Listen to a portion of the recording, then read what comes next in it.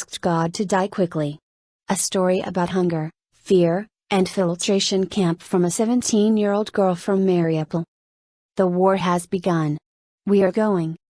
On February 24, at 3:50, my mother heard the first explosion, ran to my younger sister and me in the room, and said loudly the worst words, "The war has started. We are going. Where are we going? How are we going?" We quickly stuffed our bags with warm clothes and leftover food. We thought we could leave. But it did not work, the city was closed. Then the real horror began. People ran out of houses, tried to buy everything, withdraw cash, and refuel cars. And there were explosions around. At 12 o'clock in the afternoon, our house was already shaking. Which basement should we run to? I called the head of the condominium and asked where to hide. I was told that our basement is not designed for this, there are windows, repairs, there is no way. At that time we still had all the communications. We had a relatively small supply of food and water because we thought it would take 3-4 days. What is a bath in an ordinary Khrushchevka? Is an unofficial name for a type of low-cost, concrete paneled or brick 3 to 5-storied apartment building that was developed in the Soviet Union during the early 1960s, during the time its namesake Nikita Khrushchev directed the Soviet government. 2 days have passed since the beginning of the war, and communication, water, and light have disappeared. Later there was no gas. We realized that the situation was difficult. Shells flew to Mariupol this time. The left bank of the city was destroyed, explosive waves reached the Primorsky district, and everything roared. In the apartment, we hung the windows and inserted foam between them. We thought it would protect us. They decided to hide in the bathroom. There were days when we already know what time we would be fired upon. As soon as there was a noise, a rustle, an explosion, they immediately ran to the bathroom. It gradually got boring. There was no hope that everything would end, that we would be saved. So what is a bath in an ordinary Khrushchevka? One morning, I don't remember exactly what number we were all lying in the same room. They heard everyone walking around the apartment, something falling in the next room. But we lay there thinking, no, it's far away, we don't believe it. The vibrations of the earth began, and the house seemed to bounce. We quickly locked ourselves in the bathroom. At first, there was such silence, it seemed as if something was falling, and then the blast wave pierced everything to the bottom. The upper floors of the house just formed. Pieces of concrete, furniture, and slate from the roof fell, and glass flew. They were shouting everywhere. People were ready to kill each other for a sip of water. We managed to get out of the house. My father ordered us to go quickly to the first best basement. Around the ice, glass, noise, shots, and we run and think, at least there were stairs to the basement, at least to go down, at least we were not crushed by the stove. My sister ran to the basement first, followed by me and my parents. They started knocking and heard that there were people inside and they were whispering. Eventually, a man opened the door and said that he could not let us in. They say there are a lot of people in the basement, and there is no extra space. My father did not listen, pushed him away, and we went. There were 20 people inside, our neighbors. Another family with a 5-month-old baby came with us. That is, if we hadn't broken in, more than one family would have died under our house. In the basement, we saw various horrors. People ran out of food, they turned into animals. They were ready to kill each other for a sip of water. There was nothing to cook, water was extracted from ice and snow. People were exposed to insane danger when they went outside, fragments, pieces of buildings, and stones flew at them. One day a mine landed in front of our door. The hole was so big, that it seemed as if someone had dug deep. We thought we would fall asleep, the building had already begun to collapse. We were afraid that it would become our mass grave. In this basement were only our hope and prayer. My mother has been suffering from polyneuropathy for 6 years. This is a lesion of the nervous system. Against the background of stress, she stopped walking, her heart stopped twice. Pharmacies did not work, we did not have drugs. The ambulance in front of our basement was destroyed. My father resuscitated my mother as best he could, artificial respiration, heart massage. Pills had to be looked for under fire. We couldn't lose our mother. There was only our hope and prayer in this basement. And that's all. On the 10th day of our stay there we had one piece of bread left. It was the size of my fist. We divided it into 4 times. I couldn't eat my piece because we were starving for a long time. He was with me for a very long time. I was afraid that everything would end and not even him. People quarreled with each other, tried to drive someone out of the basement so that there was one mouth less. There was no kindness, only darkness, and we could already smell death. It lasted 12 days. We can't leave. This is my grave. The shelling usually began at about 4 in the morning. Then there was a short break, and at 10 o'clock, again. But that day everyone woke up to an unprecedented noise at 2 in the morning. We lay and tried to fall asleep. The cup on the shelf above me jumped. The sound was as if I were lying down and 4 trains were passing by me on each side. Usually, when they shot, a child cried, and someone read the prayer aloud. And that time everyone was silent. Suddenly the ground began to tremble, it seemed as if everything was flying at us. Plaster and brick fell from the ceiling. I lay and thought, we will not get out of here. This is my grave. I had already lost hope in everything, I could neither pray nor hope. It's over, it can't be so long. A person suffers for something, I repeated to myself. At that moment, I was sure that I would die and not die alone. My family was lying on the same blanket like me. I still decided to pray. I asked God to die quickly and not to see the deaths of my relatives, not to see how they are suffering, and I can't help them. We had nothing.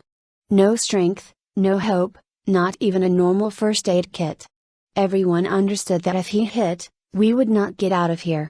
As in the next building, where no one got. Because it was forbidden by enemy soldiers, it was simply impossible. Either we starve to death, or we fall asleep, or we are just killed. I don't remember how the days went by. We were tortured, hungry, tired. My father once said, either we die of starvation, or we fall asleep, or we are just killed. Russian soldiers walked through the basements, checked who was sitting there, and dropped bombs. When they knocked on our door, we did not answer. One day we heard from neighbors that you can go to Malikino. My dad had an old Zigulai, an old car made in USSR, broken from buildings and glass. We didn't even know if the car would start, but it moved. We drove under shelling, hail. The fighting continued, and we had one goal, to survive, to get out of this hell. We almost reached Malikino, where the DNR post was located. They understood that we would not be able to return, and they did not want to go further. If they did not kill there, they would kill here. For the enemy we are nothing, just a target. We were stopped at a checkpoint and asked about the place of registration. Mariupol? To your right. We didn't know what right was. From there we were directed further and further. So gradually formed a large column of cars and even people walking. Later, the DNR military told him to go down. We moved, and they just shot at cars and people. With all our money we were able to buy 2 loaves of bread. So we drove to Yalta, Donetsk region, where we hid for more than 10 days in an old boarding house. We had no food, we took water from a well.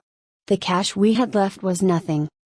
In Yalta, they changed the government to the DNR, and they allegedly tried to show themselves on the good side. They were invited to come to them, to give their name, and surname, in order to receive humanitarian aid. People went to survive, not to starve. But no rations were given there, they were received by locals, who sold them at the market at space prices. There were also several shops in Yalta that imported Russian products. Prices are high, the queues are huge. With the money we had, we could only buy 2 loaves of bread. We protected them and hid them so that they would not be taken away. Even then, there was a denationalization in Yalta. Soldiers went from house to house, looking for nationalists, fascists, as they say there. People were taken away in unknown directions, someone was killed. Hunger, cold, and fear of freezing. In Yalta, hunger, cold, and fear of freezing came to us again. All we had was fire, water, tea, and 2 loaves of bread. The parents decided to leave. So we got to filter in Mangush. There were 2 camps. The first is for people who walked. They could be filtered for more than a month, the queues were crazy. People tried their best to escape. And another camp was for those who are cars. The camp is not a settlement, it's just a convoy of cars. There were 500 cars in line in front of us, thousands more behind us. Getting out of cars, looking for food, and water, and going to the toilet were forbidden. Soldiers with weapons went everywhere, threatened, checked, and made sure everyone was there. This filtration camp, we were told, was open from 5 a.m. to 11 p.m., but in fact, until they woke up, had breakfast, smoked, talked on the phone, changed, nothing started. They had nothing to do with civilians. Every hour there were 2, if you're lucky, 3 cars. We lived in the car for 2 days waiting for our turn. Filtration begins at age 14 inches. Here's how filtering works. They have a checkpoint. There comes a car, where they check every pocket, glove compartment, trunk, every bag. People have clothes and what's under them. Men are undressed on the street near cars. They are looking for tattoos, some labels, in a word, nationalists. It happened that not all passengers from the car were filtered, they could pick up their father or mother, and the car had to move on. People were confused. They had weapons, but people had nothing. Our turn came at 11 p.m., we were the last car that day. We were launched and searched. My mother no longer went because of her illness. He and his sister were allowed not to leave, they said that filtration begins at age 14 inches. My father and I went out. At a distance of 200 meters from our car was a booth with 2 rooms. Exhausted people stood on the street, they had no clothes, and it was cold outside. My legs were so cold then that I could not feel my toes. They just walked, talked to each other, and discussed women who were tortured. I heard conversations between them. And the one who didn't pass, where did you take him? One of them asked. Yes, I shot him. Probably 10 already, maybe more. I'm not counting, I'm tired. One man, who was going through the filtration, came out with huge, frightened eyes. It shook him. He said he was severely interrogated and beaten. His wife was never released. They tried to find people who loved their homeland, who wanted to live normally. Then it was our turn. I went to one filtration room, my father to another. My fingerprints were taken, documents were scanned, and my phone was checked. They asked provocative questions. About the government, of Ukraine, about my own positions. They tried to find people who loved their homeland, and who wanted to live normally. They are mocked, humiliated, and could beat us. They took my passport and saw that I was 17. They didn't like me, I looked too young, and they were looking for some young girls. I was pushed out of there. I was accompanied to the car by their armed soldier. He pushed me because I was walking slowly. I fell and hit my knee, but I understood that if I didn't get up now and run to the car, I wouldn't go back. I ran with all my might.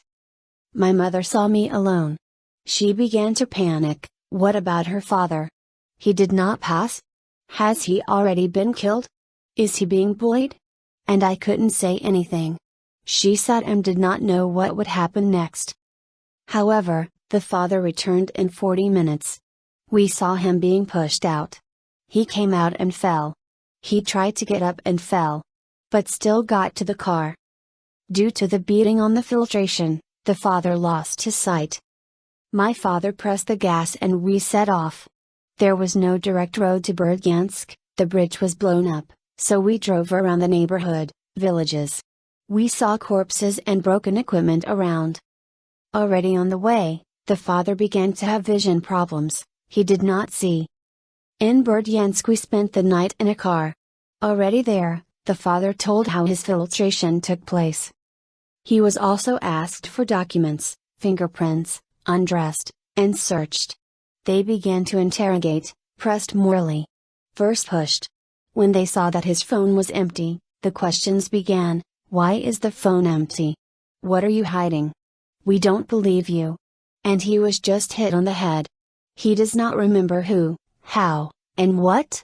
He remembers how he found himself on the street. My father lost his sight from that beating, and we still had to move on. There were 27 checkpoints from Berdyansk to Zaporizhia, and each of them was checked for documents, a car, and asked if it was filtered.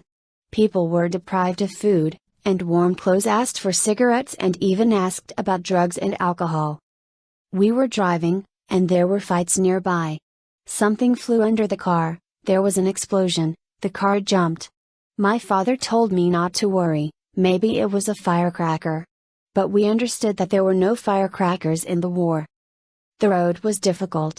We saw destroyed houses, anti-tank mines in the middle of the road, tanks with the letter Z in the yards, charred bodies along the road, and broken cars. The forest around us was burning. Don't be afraid. This is Ukraine. At dawn, we drove to Orikovo, Zaporizhia region. Ahead of us on the road were fireplace blocks, hedgehogs, thorns. It feels like it was easier to breathe, and then we saw the Ukrainian flag ahead. At first, they were scared. Is it a provocation? Is this another exam we have to pass? We were stopped. They say, "Good afternoon. Please show the documents." We showed, although we were still convinced that it was a provocation. We were told, "Do not be afraid. This is Ukraine." We started crying. They could not believe that we were under protection, that we had found our land. Then we went to the Refugee Assistance Center in Zaporizhia city. My mother was given medical care because she wasn't able to walk. My father was very ill, he did not see. My sister and I are emotionally exhausted. We were psychologically broken. Volunteers helped us get to the Dnipro city. In the city, the father was examined by two doctors, who concluded that he had an injury due to a concussion. In one eye, complete loss of vision, and in the other see as if through a cellophane bag. Volunteers sent us to Lviv city, to receive quality medical care. Here the father was examined again. We were told that his treatment would be long, difficult, and expensive, and that we might have to go abroad. We cannot lose our father. He saved us, now we have to help him, Maria's mother, Natalia Serhayevna, added at the end of our conversation.